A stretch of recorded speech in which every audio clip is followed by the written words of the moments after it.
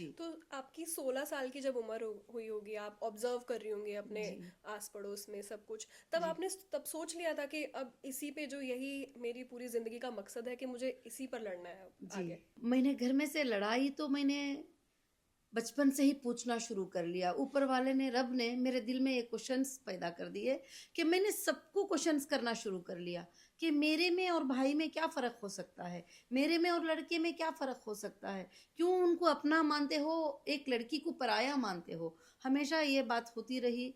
और जब वो उसको पढ़ाकर जाने वाले टीचर उससे ज़्यादा मैं पढ़कर बता देती थी, तो लोग जो है उस टाइम पर ये करते थे।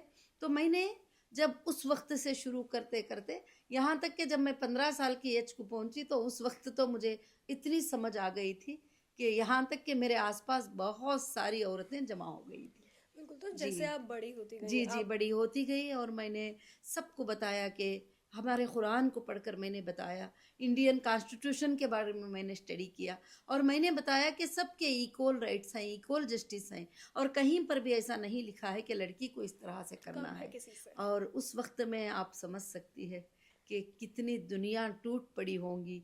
सबको जब बताया जाता था कि औरतों के हुकूक ही, ये सब जितने भी बातें बोले जा रहे हैं, ये बातें गलत बातें हैं। ये बातें अपने बनाए हुए बातें ही, ऊपर पैदा करने वाले ने ये बातें नहीं बताया है। तो उस वक्त की फ़ाइट कैसी होगी, उस वक्त किस तरह से उसको हैंडल करना पड़ा, किस तरह से उस तरह से मैंने बहुत सारा काम भी किया और फिर उसके बाद मेरी ज़िंदगी शुरू हुई उसी से। अगर बात इसमें हम स्ट्रगल की करें, देखिए समझाना बहुत मुश्किल होता है कि पढ़ाई की इम्पोर्टेंस क्या है। पढ़ाई सिर्फ तुम्हारे लिए एक जरिया है, सर्वाइवल है। जी। तो तब आपने कैसी स्ट्रगल्स फेस करी, कैसे आप समझा पाई लोगों को, लड़कियों को, कि शादी से बढ़ो, आगे बढ़ो? उस वक्त ऐसा था कि 7th पढ़ लेती कोई भी लड़की तो उसको रोक देते थे। वो बता देते थे कि 12 साल तेरी उम्र हो गई, अभी जाना नहीं है कहीं पर भी। तो मैंने सबसे पहले अपनी कम्युनिटी के लड़कियों को समझाना शुरू कर लिया कि हम जा सकते हैं, हम पढ़ सकते हैं, हम पढ़ाई कर सकते हैं। अगर ये नहीं भी भेजेंगे तो फिर हम जाके पढ़ेंगे और हम इनसे बात करेंगे। बात तो करेंगे। घरों में उनके माँ बाप को समझाना, उनके बड़ों को समझाना, उनकी पढ़ाई के लिए कोशिश करना, ये सब कुछ काम मैंने शुरू कर लिया। फिर उसके बाद मुझे कहीं सपोर्ट मिलना नज़र नहीं आया तो फिर मैंने खुद का एक इदारा 1998 में तिरुपति में मैंने स्टार्ट कर दिया। तो ये लीडरशिप आपके अंदर कहाँ से आई? आप जो स्ट्रीट लाइट्स के नीचे पढ़ रही थी, तब आपने सोचा कि अब मुझे कुछ करना होगा, अब मैं लीडर बनूंगी? सच्ची बात तो ये है कि लीडरशिप बनना, लीडरशिप क्या होती है, आज भी आप पूछ रही हो तो मुझे नहीं मालूम कि लीडरशिप किसको कहा जाता है। मगर मेरे अंदर ये सोच सोच कर कुछ बातें आ गए कि अब मैं नहीं खामोश रहूँगी। मैं इन सब को बताऊँगी कि हमारे राइट्स क्या हैं और हमारे हक क्या है, बिल्कुल। हमारे हुकूक क्या हैं। हमको कोई भी दबा नहीं सकते। किसी लड़की को उसके मर्ज़ी के बगैर शादी नहीं कर सकते और कोई भी लड़की कमा भी सकती है, वो बिज़नेस भी कर सकती है, वो पढ़ाई भी कर सकती है और वो पॉलिटिक्स में भी आ सकती है। उस लड़की को जो है ना सब कुछ हुकूक मिलना चाहिए। बिल्कुल। उसी वक्त से जो है हमने ज़ुबान उठाना शुरू कर लिया और एक मिशन, एक अवेयरनेस शुरू किया मैंने तिरुपति चित्तूर डिस्ट्रिक्ट में। अच्छा। छोटे छोटे विलेजेस में अवेयरनेस शुरू किया।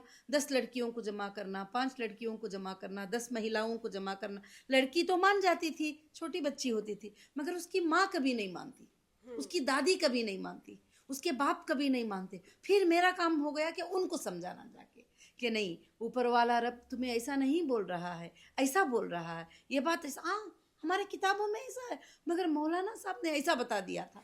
मतलब इस तरह से क्या होता था कि काफ़ी हुकूक, उनके राइट्स पूरे भी खो जाते थे। ऐसे हज़ारों लाखों के ज़िंदगियां तबाह हो जाते थे कि जिनको कुछ पता नहीं होता था। आज माहौल बहुत बदल चुका है। फिर उसके बाद वहाँ से वहाँ, वहाँ से वहाँ मैंने एक स्टेट में काम किया। काम करने के बाद फिर दूसरे स्टेट को पता चला तो फिर वहाँ की लड़कियाँ मुझे बुलाने लगे। फिर तीसरे स्टेट में पता चला, वहाँ के महिलाएं लड़कियाँ मुझे बुलाने लगे। फिर तो और चौथे स्टेट में पता चला। तो इसी तरह मैंने पूरे हिंदुस्तान का करीब करीब दौरा किया है, सिर्फ महिलाओं के राइट्स के लिए, बच्चों के राइट्स के लिए। उसके बाद काफ़ी स्कूल्स, काफ़ी कॉलेजेस, काफ़ी सारे चीज़ें मैंने शुरू कर लिया और उसी के लिए मैंने बिजनेस भी, हमारा हीरा गोल्ड के नाम से बिजनेस शुरू किया था। उसमें हमारे महिलाएं ही 95% ज्वाइन किए थे और उन्हीं से हमारा बिजनेस चलता था। उसी से सब कुछ, उसी से था सब कुछ भी।